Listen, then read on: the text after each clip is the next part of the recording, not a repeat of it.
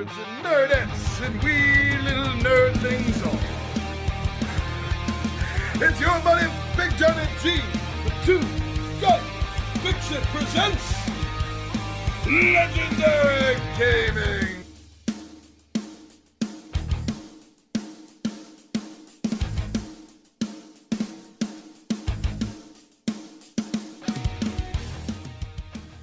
We got another Tabletop Takeout Tuesday, my friends, and I'm so happy about this. Really, particularly crazy happy about this one because I've finally gotten the chance, and some of you have watched it, finally had the chance to get Return to Dark Tower to my table. I grew up with this, so this was a big thing. It meant a lot to me to get it to the table, experience it, and see how I felt comparing it to the original love. And now, 2 games down, a full game to learn under my belt, I want to give you a quick first impressions review style thoughts about Return to Dark Tower. So why don't you join me down the table and I'll tell you my experience.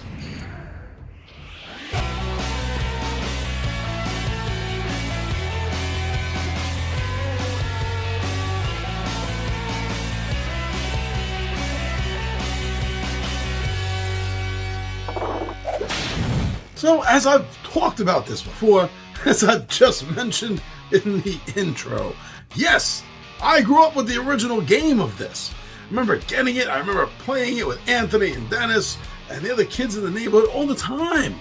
This was an amazing game. We had never seen anything like this before. I mean, there were some electronic games, that's for sure. I mean, there was like let's say there was like little Pac-Man, little arcade games. But they were really just like the style of, a picture just lights up somewhere on the screen. You know, that's really all it was, a light lighting up this LCD image. It wasn't this. I mean, there was the Dungeons and Dragons electronic game. I love Dungeons and Dragons. But that sucked.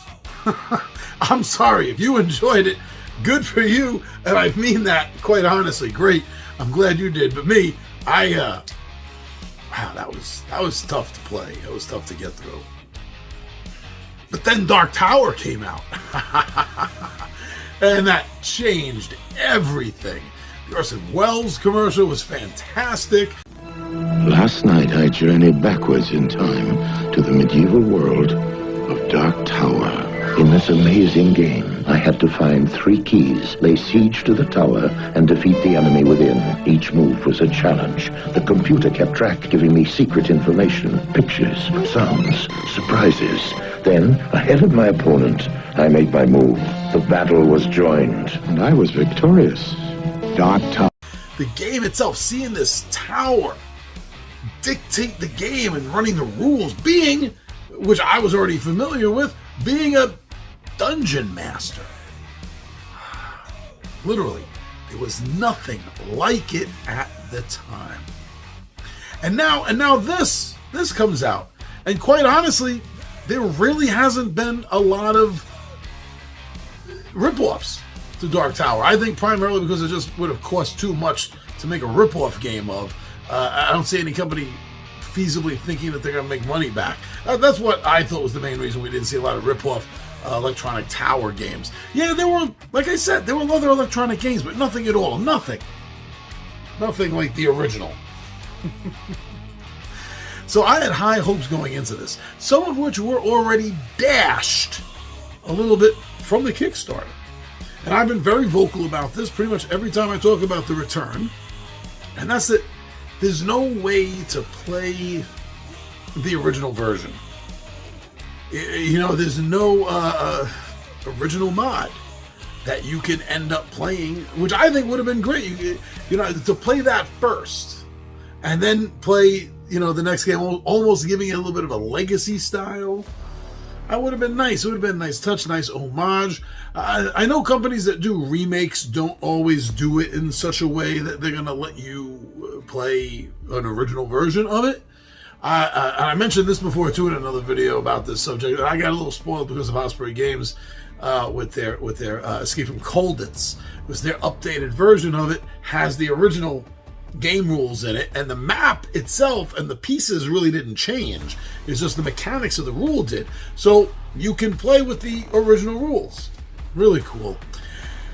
I wish they had had the rights to do the original rules, the original game.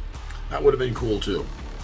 So I played this. I've had 2 real full games. I've had a playthrough of it, like a mock playthrough I did to try to understand things. After I played it, I wanted to see what I did wrong. Not just rule-wise, but strategy-wise as well. So I watched some videos. And putting everything together in my head, I'm feeling that I definitely have some initial thoughts. And that's what we're doing here. So, first of all, don't expect Dark Tower. This is not Dark Tower. This is very much like Dark Tower. It has a tower that runs the game electronically. You have to use an app for it, but it's not Dark Tower. It's not going to give you that same feel, that same sensation, gameplay. It's going to be different. It is definitely giving you something, but it's a different feeling. I have coming from this. It's definitely a different feeling. So overall, although this Return to Dark Tower did not capture me really in any way, sense, or form like the original did, I have to say, I found it really exciting. I thought it was, and I use this term a lot. If you are a regular one of my viewers, you may have heard me say this before, but it really was a tabletop adventure that I got to go on. Now, I did the same game twice, with the Ash Strider, the Brigands, the Dragon, and the first time I did it live, just at this point, it's like 2 weekends ago, I think. I did it live. Hey, I made it to the end, just about. I was one thing away from the end, but I did it without any combat. Well, not real sort of combat, the way the game has it plays out. It's very interesting the way it does combat. But I lost soldiers during the course of going through dungeons and doing quests.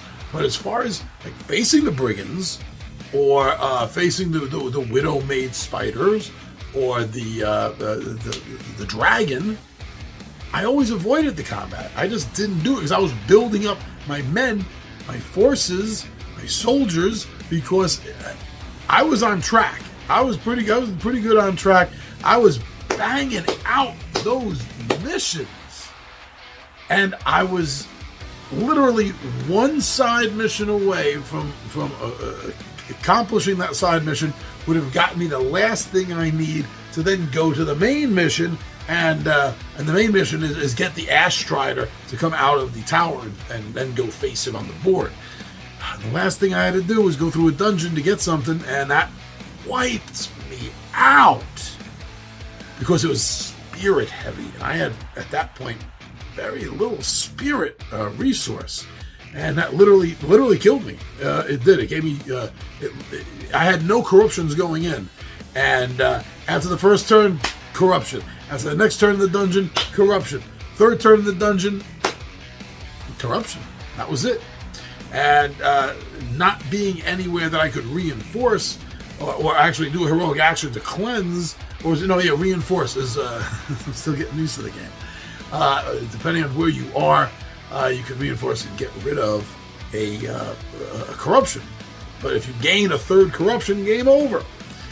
And all I need to do is get to that dungeon, and I would have made it. And it's facing the Ash Strider, and I had all. That's the way I want to put it. I had every single plastic token of warriors at that point. So I was really confident that I could take down Ash Strider. I mean, he's going to burn through all these soldiers, setting all these pawns off to die, but it's going to save the land. And I didn't make it. I did not make it.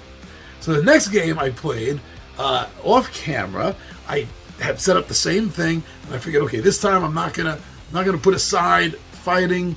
I'm still not gonna go looking for it, but if it comes up, I'll do it. And that's what I did. I had some occasional fights, but by taking the occasional fights, I was losing time, and I got a lot less quests done.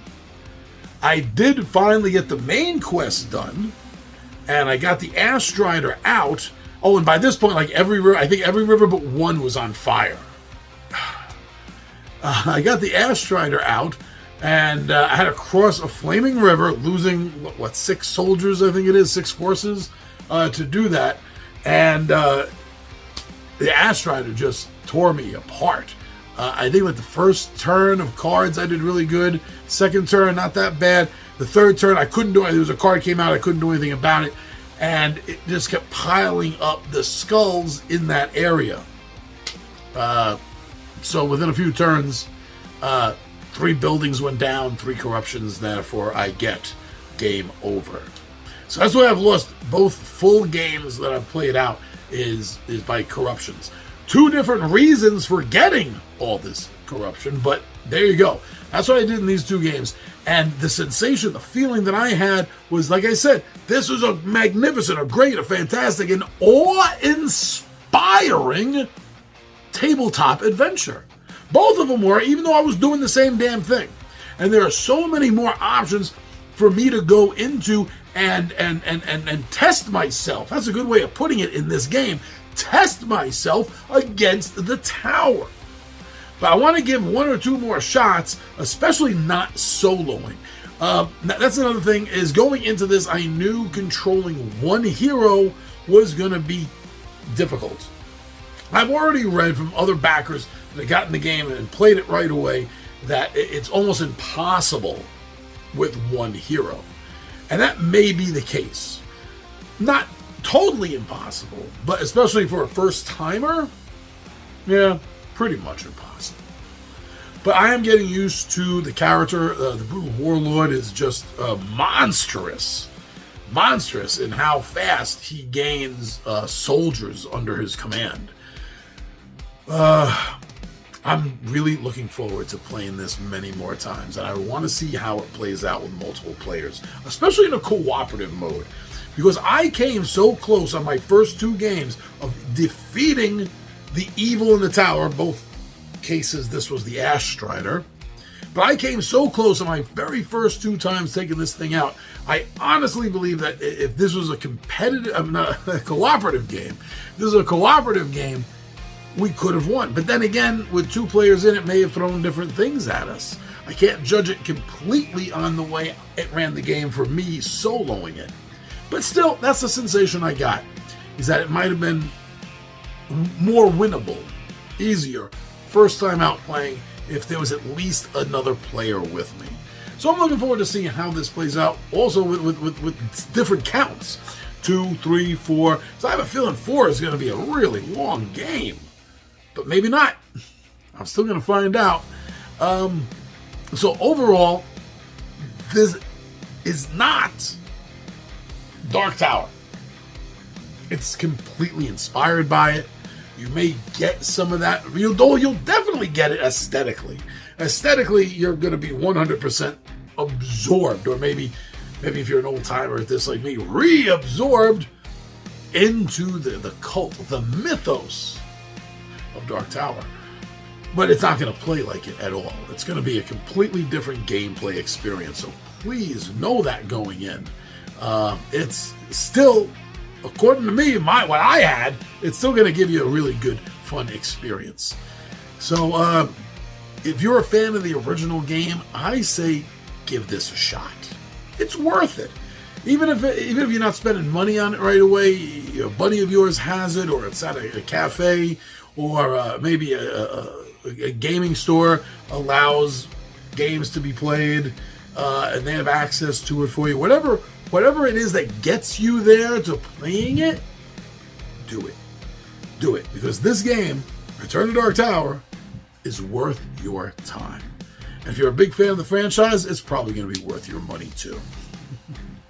Thank you for listening to me and my thoughts on a remake of a game that has been my all-time favorite tabletop board game experience since I was a kid and what I think of this update.